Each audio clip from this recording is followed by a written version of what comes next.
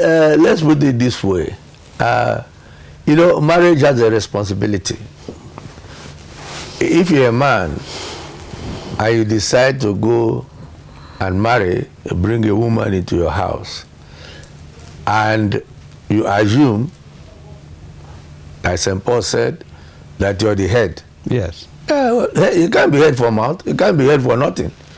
If you're the head and you're the head of the family, then there are basic things the head must provide. There are certain things you must do. And if you're not yet in a position to do those things, then you're not mature enough to marry. It's nothing to do with age. That's one. Two, when you then decide to marry, you must look at your circumstances and cut your coat according to your cloth, not according to your size. Because, and you know, the world is not, it's set for competition, but it's for those who don't understand. The basic thing for a Christian is contentment. Basic. You're contented with what you are, with what you have.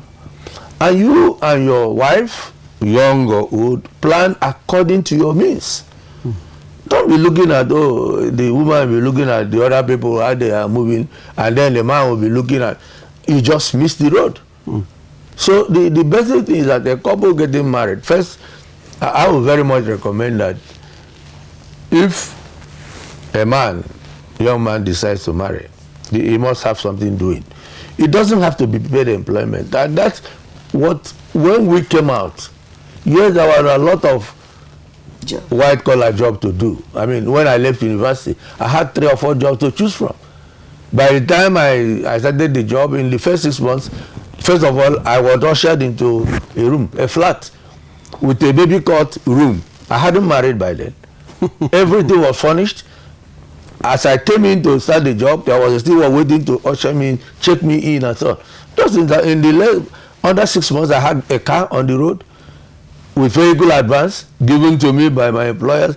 And then in that advance, you also given a monthly allowance with which you repaid the money, the advance, and had money to maintain the car. Now, those things don't happen now. No. All right. So, but the important thing now is that the whole climate is changing, and young men also have gone into a lot of entrepreneurship. They started using their hands. So, yes, you can get employed, but if you don't get employed, you can also find something doing to help yourself. Once you get into that kind of framework that you are now able to manage your home, get your wife, because a wife helps you to build your home. A wife chisels some of your rough edges and helps to guide you. And don't ever think that you can be full man without a wife. No, you can't. Okay. So I think it's important that you don't get married hoping that your parents will take care of your family. No. Okay. Mommy, we want you to offer some advice to some of our young women who want to get married in these austere circumstances we face in the country, and those who are having some kind of delay. What is your advice to them vis-a-vis their Christian faith? I think that the first thing is to seek his face. Because once you are close with your God, he will cut down your excesses. He will direct you to where to go and where not to go. He will tell you when to stop. He will tell you when to move on. He'll give you a second pair of eyes to see what normally you will not see. So when you think, oh, I've come out from university, I'm now 22, 23, now I'm getting to 30. No man wants to, has come to marry me. So you now think, okay, let me go and have children anywhere I like. Is that what the Lord wants you to do? Find out, why has it has no man come to you? Is it by the way you speak? Is it by the way you dress? Is it by the way you react to people? So do some inward search. So it's not enough to say, I'm getting old, I haven't married till now. What of the other person who married at 18 or 20? I'm not saying you should rush it, but you must calm down. And then as you perch like butterfly from one flower plant to another, and that each plant tells the other plant, she's perched on me, she's perched on me. So you lose, you won't, nobody will marry you.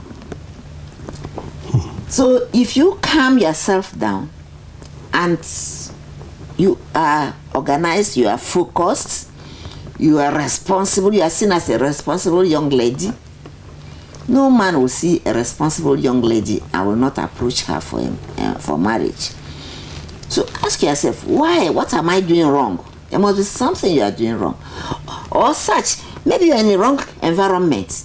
Who are the people I'm relating with? Because show me the company you keep. I tell you who you are. So who are you moving with? You may be a good girl, but you're moving with ruffians. You're classified as ruffians. So I think we should not be in a hurry.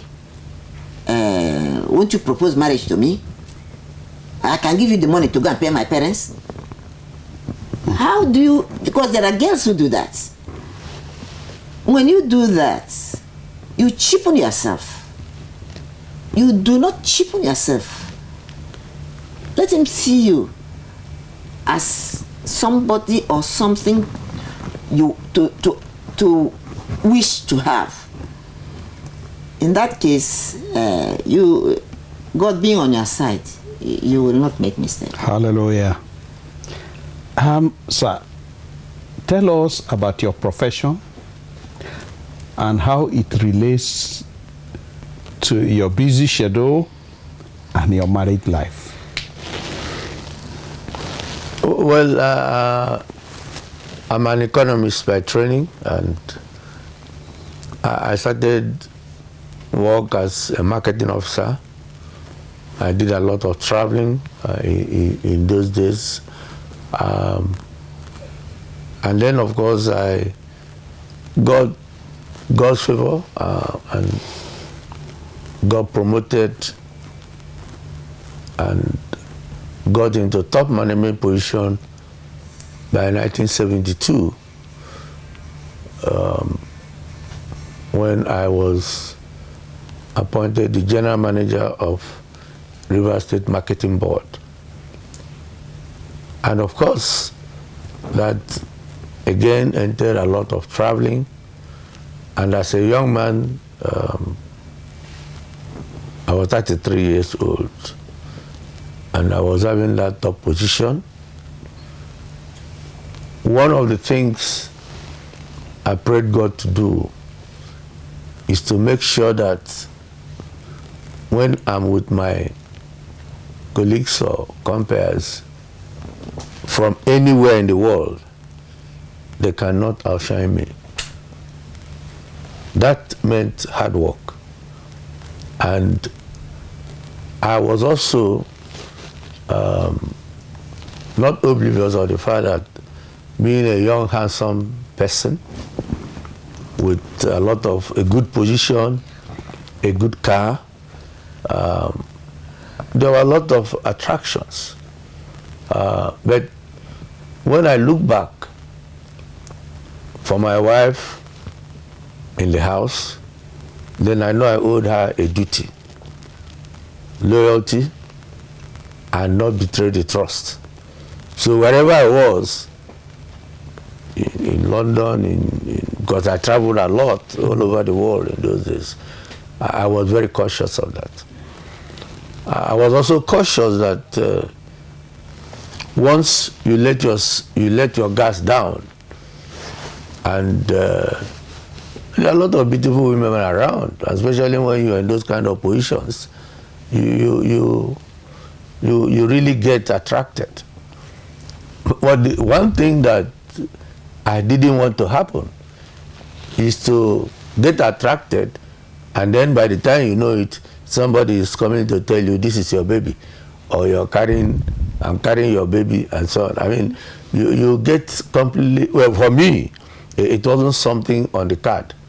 So if you are now going to avoid that, then the thing to do is just keep clear. But don't be antisocial.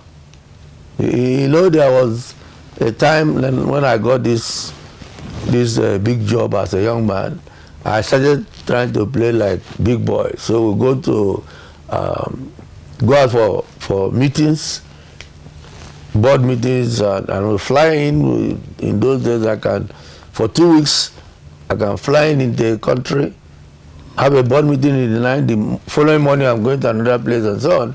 And when you have this very good dinner laid out, you know, with 5-course meal, including cigar, Cuba cigar, and liqueur, and so on, you know, so you just take the cigar and you start puffing it, not to show you a big man and all that kind of thing and so on. But for me, and thank God, it all ended as we finished that, the whole matter finishes there. It doesn't get into my head. And the good thing that guided me, as we finish, and if you know, in these kind of things, international trade and commerce, there's a lot of things that go into it, including tempting you to compromise your standards, compromise your national interests, and so on. Well, that's one thing that they didn't find, because we have those dinner, which were attractions, their own way of trying to lure you in and get you drunk or something. And then of course, they give you the board papers, which will be discussed the following morning. And as a bride, by the following morning, I just take those things and, you know, get on to the tiny things that they think we can't see. And they were wondering. But you know, because of that, from one thing to the other and so on, and God guided me. So, but then, like I said, you have to keep your job.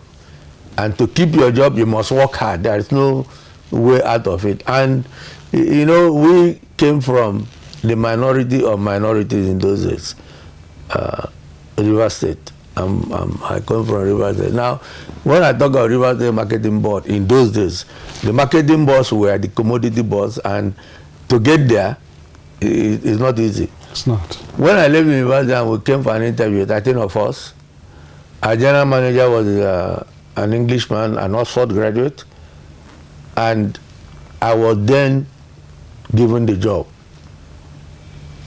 I mean, nobody would think that the Rivers boy, man, will go and get a job in marketing board. And at the time I went there, I was the only Rivers man. And the deputy general manager and on the chairman, Mr. Herbert Ntefe, had to come down to Warrenta where we were staying to drop the letter for me and say that I've been given the job. Now, so those kind of indications now puts you on the spot.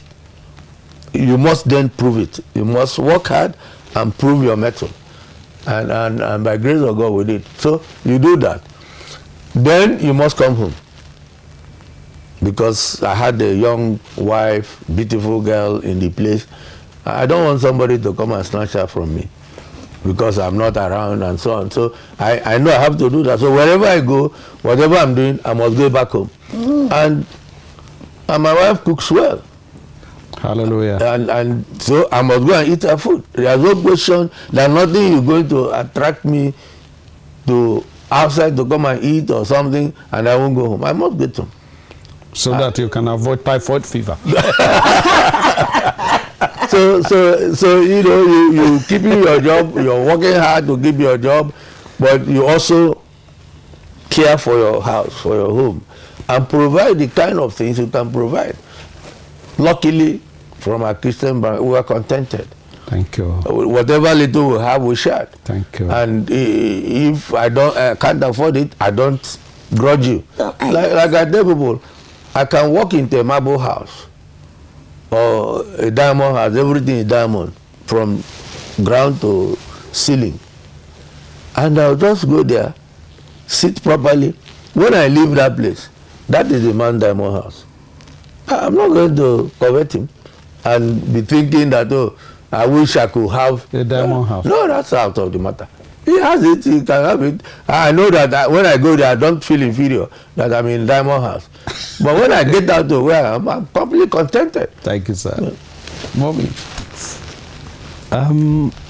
as you can see, your profession and your marriage, how have you combined so effectively?